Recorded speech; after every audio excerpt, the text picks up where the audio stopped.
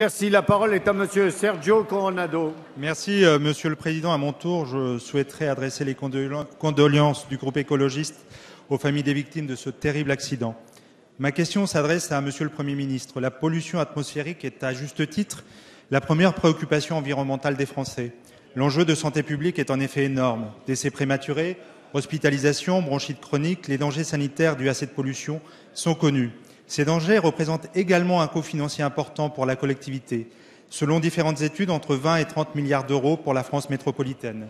Depuis 2012, les particules fines sont classées cancérigènes par l'Organisation mondiale de la santé.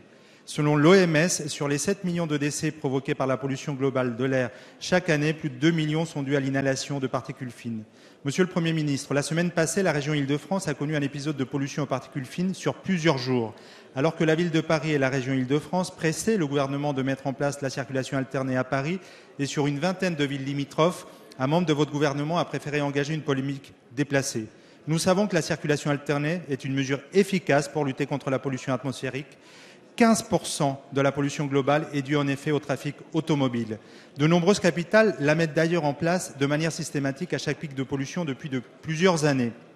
À l'heure où la France a pour ambition de se placer sous le signe de l'exemplarité environnementale, la mise en action des services de l'État a tardé et c'est regrettable. Monsieur le Premier ministre, il est incompréhensible aux yeux de nos concitoyens, dès lors que les collectivités sont d'accord pour mettre en place une telle mesure en cas de pic de pollution, que la décision finale appartienne à l'État et à lui seul. Il est urgent que lors de la prise de décision qui a lieu après 2 jours de pic de pollution consécutifs, l'État s'engage à associer systématiquement les représentants des collectivités territoriales.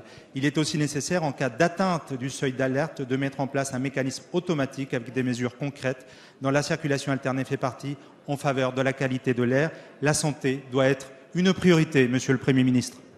Merci. La parole est à madame Marisol Touraine, ministre des Affaires sociales, de la Santé et des Droits des femmes.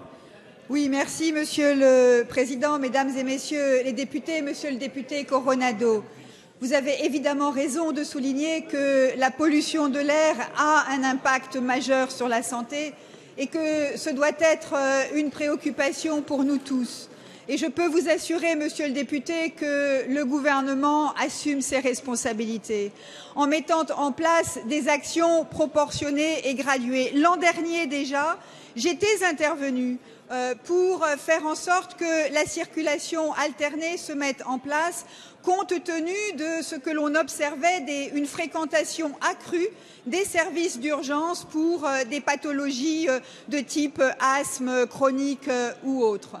Et à l'époque, Monsieur le député, tous ceux qui, ces derniers jours, ont réclamé la circulation alternée ne faisaient pas preuve du même enthousiasme, mais ce n'est pas de vous ou de votre groupe que je veux parler. La semaine dernière, donc, des mesures proportionnées ont été prises et la ministre de l'Environnement, Ségolène Royal, a décidé d'une journée de circulation alternée hier. Au-delà, je veux vous le dire, nous avons besoin de mesures de fond structurantes parce que nous ne devons pas simplement nous attacher au pic de pollution, nous devons faire en sorte de mettre en place des mesures qui garantissent dans la durée une meilleure qualité de l'air. C'est l'enjeu de la loi de transition énergétique à travers toute une série de dispositions qui doit permettre d'améliorer la qualité de l'air et nous avons aussi besoin d'informer nos concitoyens. Et à cet égard, la loi de modernisation de notre système de santé, qui viendra en discussion la semaine prochaine, comporte des mesures pour mieux informer nos concitoyens. Vous le voyez, Monsieur le député, c'est ensemble que le gouvernement tout entier assume ses responsabilités en matière de santé. Merci.